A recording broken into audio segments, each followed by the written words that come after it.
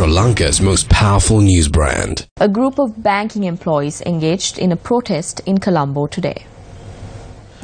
The Ceylon Bank Employees Union demonstrated in this manner to protest the suspension of 7 employees.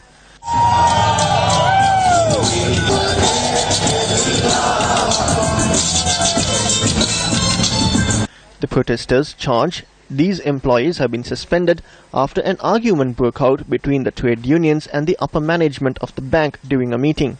The protest began opposite the Lake House roundabout and continued towards the Ministry of Public Enterprise Development via the Lotus Road. A correspondent in the area stated heavy traffic was reported in the area as a result. The protesting banking employees dispersed after handing over an epistle containing their demands to an official of the Ministry of Public Enterprise Development.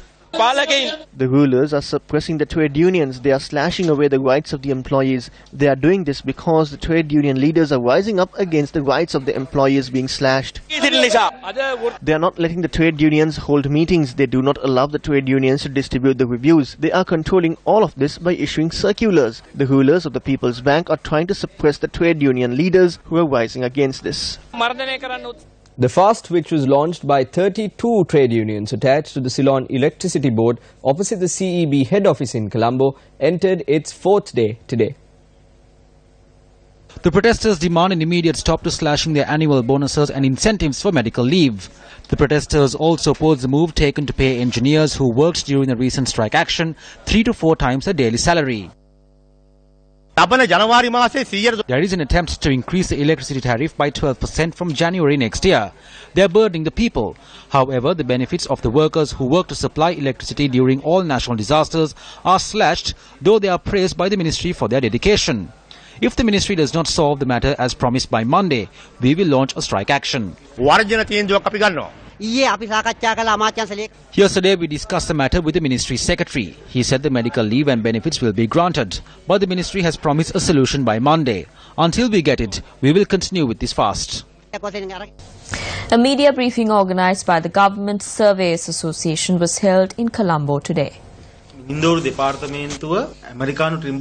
handing over the duties of the Department of Surveyors to an American company known as Trimble Incorporated, the Yahapalana government is attempting to obtain funding worth $157 million or roughly $23.5 billion. This is another effort to put us further in debt.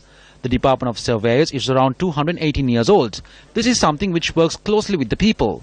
Soon after this proposal was approved by Cabinet, we called on the government to stop it, or else we would resort to trade union action. The government continued to turn a deaf ear to this. When our Central Committee convened, a decision was reached to inform the public of this injustice once again on the 15th of December. We have a limited number of surveyors in the country. We have limited resources. There is an urgent need to survey around 150,000 plots of land in line with the government's plan to provide deeds for these lands. An American company submitted a project proposal. They submitted a similar proposal in 2011 and it received cabinet approval. However, the project was not initiated due to various reasons.